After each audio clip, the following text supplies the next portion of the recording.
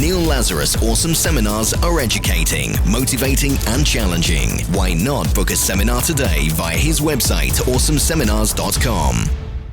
So welcome to another podcast, and our subject today, which is really anti-Semitism and the roots of it, tracing it back to the Rothschilds, has never been more relevant as we're seeing unprecedented levels of anti-Semitism throughout the world as a result of the war taking place here in Israel between Israel and Hamas. And we're recording this with breaking news of possible deal seeing hostages or beginning of hostages being released. But that will be for another podcast.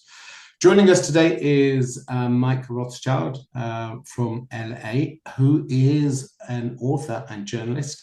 His latest book, which I very much recommend you read, fascinating reading, you can get it on Amazon, is Jewish Space Lasers, the Rothschild and 200 Years of Conspiracy Theories. So Mike, welcome. Thank you for joining us. Well, thanks for having me. First of all, interesting name. So what's the connection between Jews, space lasers, and the Rothschilds? Well, I mean, that sort of takes the entire book to explain, but I can give you the elevator version. So obviously, anyone who has studied anti-Semitism and understands it will know that the name Rothschild is one that you see over and over and over again, almost always linked to some sort of Bond villain-esque world domination scheme to take over all the banks, fund both sides of every war, and plunge most of the world into some sort of slavery. And of course, there is a real Rothschild family, and these two things have collided over the last couple of centuries in a sort of never-ending but always slightly changing conspiracy theory that this family sort of controls the world. And the Jewish space lasers trope is sort of one of the latest examples of that. And of course, that comes from a Facebook post by now Congresswoman Marjorie Taylor Greene, who at that point was just a CrossFit devotee in Georgia, who wrote this long rambling conspiracy theory Facebook post about how a vice president at PG&E was also on the board of Rothschild Inc. and he was working together with a solar energy startup and Governor Jerry Brown to start the big forest fire in California in 2018. It never actually uses the term Jewish space laser, never says Jewish, but of course she says Rothschild Inc. And of course, anybody reading that is going to know that what she's talking about is basically the same thing. So hold on a second, but I love these of wackos, okay, like crazy odd people.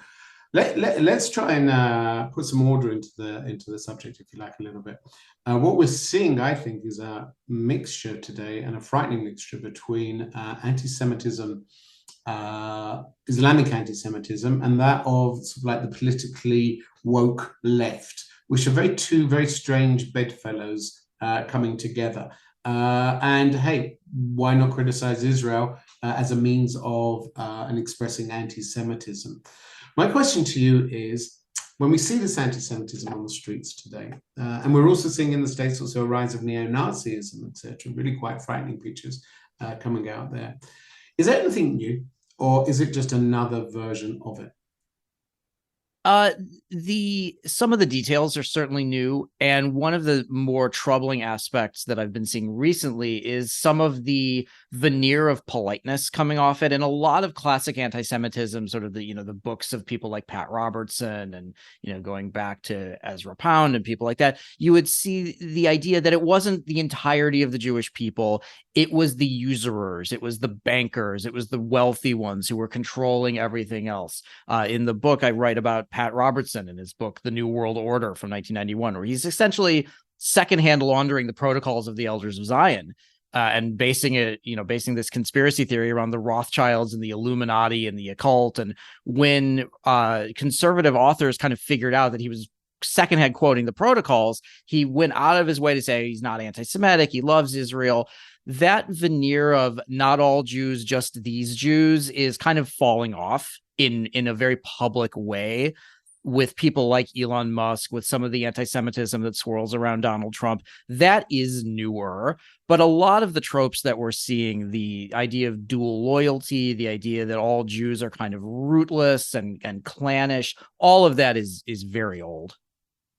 To what extent do you think Israel today is being described as the international Jew. In other words, a lot of the tropes that you describe, controlling the world, having power, influencing government policy, it's less politically correct in many areas, so they describe it as Israel. So has Israel become the new Jew in the international community? I think there's a lot of that. I think for a lot of people covering this who don't quite understand all of these tropes and where all of this stuff comes from, I think it's very easy to interchange Israel and Jew. And I think particularly for American Jews who are not Israeli, maybe don't agree with everything that the Netanyahu government is doing, I think it comes off as a form of anti-Semitism. This assumption that all American Jews are just sort of temporarily displaced Israelis, I think has a kind of anti-Semitism right there. It comes back to that dual loyalty idea. So this idea that all Jews are in lockstep, all Jews want to annihilate all Palestinians, all Jews agree with each other. And I tell people, if you think all Jews agree with each other, go out to dinner with 3 Jewish people, and you will very quickly find yourself disabused of that notion. No, yes, absolutely. So when does criticism of Israel become anti-Semitic? I think when you are talking about the Jewish people as a group and sort of giving them a hive mind and interchanging worldwide Judaism, particularly Western Judaism, with Israel. I think there is absolutely legitimate criticism of the Israeli government that has nothing to do with Judaism. I think there's a legitimate criticism of George Soros, of the Rothschild family, that has nothing to do with their Judaism. I get people asking me all the time, oh, you think George Soros is above criticism? You think the Jewish people are above criticism? I don't think anybody's above criticism. The problem is it's not criticism when you accuse one wealthy family of, funding every side of every war, or George Soros of, pitting blacks and whites against each other. That's not criticism. That's just anti-Semitism. And I think a lot of what you're seeing, particularly in the United States, really falls on that line of anti-Semitism. It's not legitimate criticism to spray paint swastikas on a Jewish deli. That's just anti-Semitism. You're listening to Middle East expert and keynote speaker Neil Lazarus, live from Jerusalem.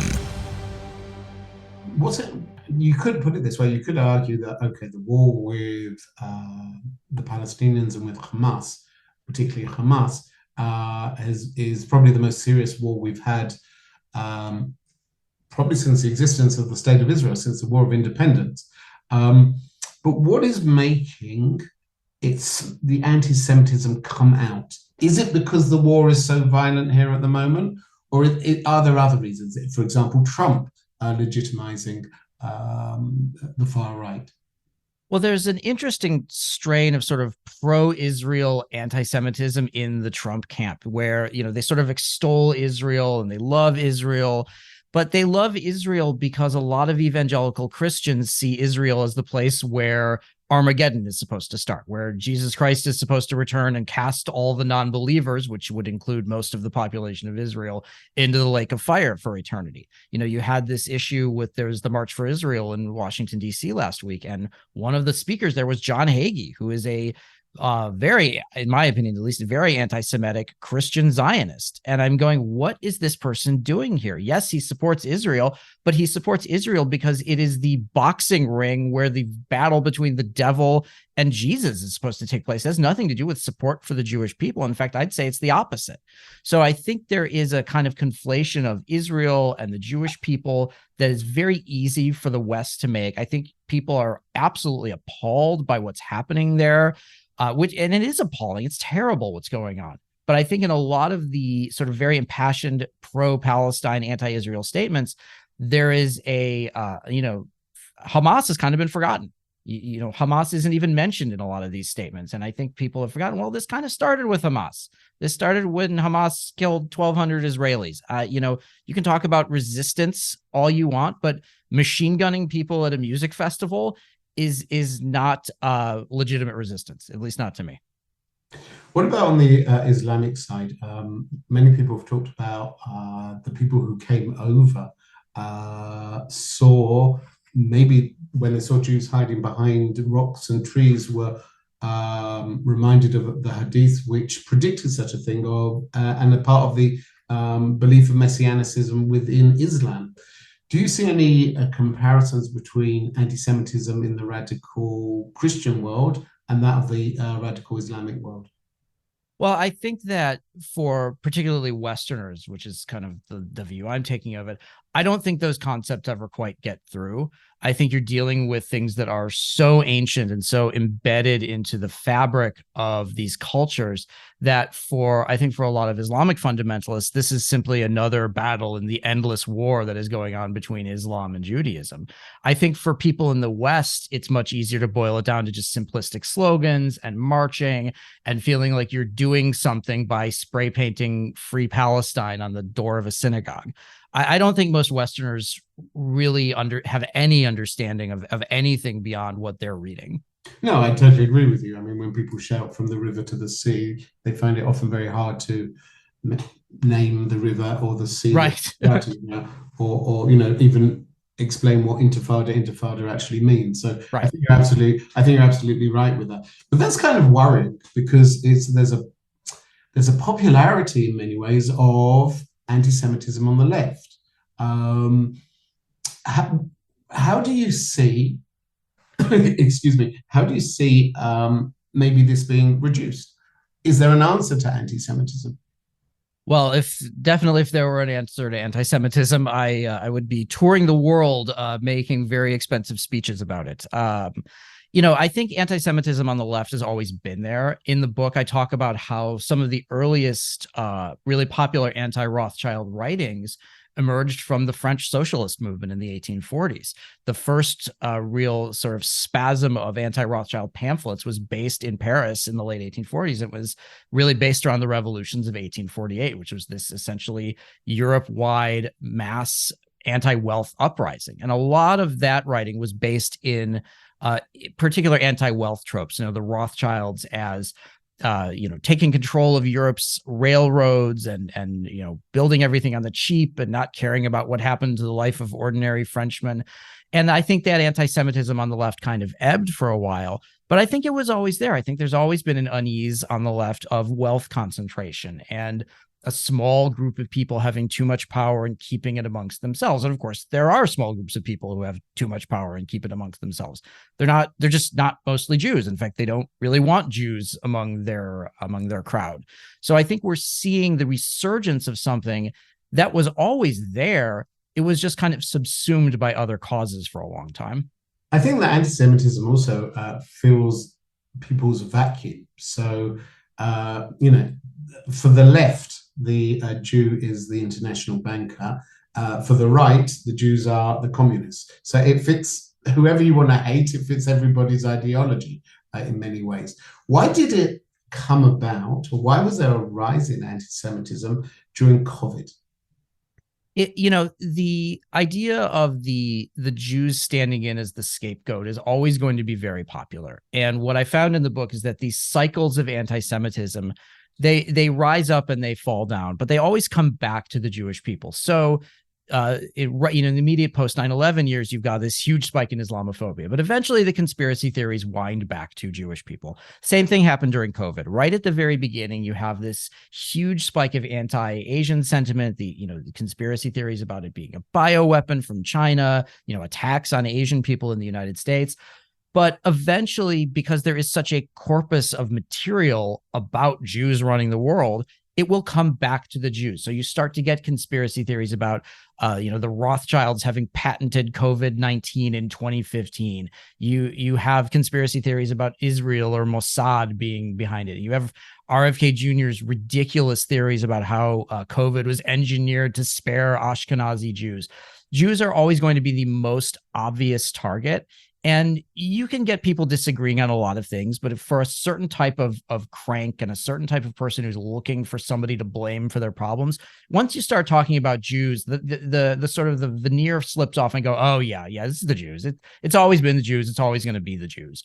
So I think people blame the Jews because they've just always done it, and it's just easier. Is there, in your other books which you've written, and this is your latest book, you also specialize on conspiracy theories, not just anti-Semitism. Is there a type of personality that conspiracy theories attract? Well, unfortunately, what I've really found in the last few years is that everybody can be attracted to a certain type of conspiracy theory movement. If you find the right thing at the right time and you're going through a certain phase in your life, you are going to be very susceptible to somebody telling you whose fault it is. That could be a bankruptcy, that could be a political setback, that could be a medical bill that you can't pay. If you need somebody to blame, conspiracy theories are always going to offer that to you. And whoever you're blaming is going to be different. It's not always going to be Jewish people. Sometimes it's going to be the pharmaceutical industry. Sometimes it's going to be the Russians. And no matter what those people have actually done, there is a version of your life where you can blame all of your problems, not just the world's problems, but your own personal problems on whatever that group is doing. So unfortunately, everybody is theoretically susceptible to some kind of theory. Now, certain people are definitely much more susceptible, as we saw during COVID, people who were, isolated, who didn't have anything to do, who were suddenly home, maybe they lost their jobs and they were bored and they were alone and they were angry and they were looking for some reason why this was all happening. So you had people from various different communities all coming together in the idea of conspiracy theories, because no matter where you come from or who you are, you can say, hey, we're not being told the truth. The experts are lying to us. Here's what's really happening. And that really can be anybody. And on that optimistic note, thank you very much for joining us. Again, we've been speaking to Mike Rothschild. No connection. No relation. No relation.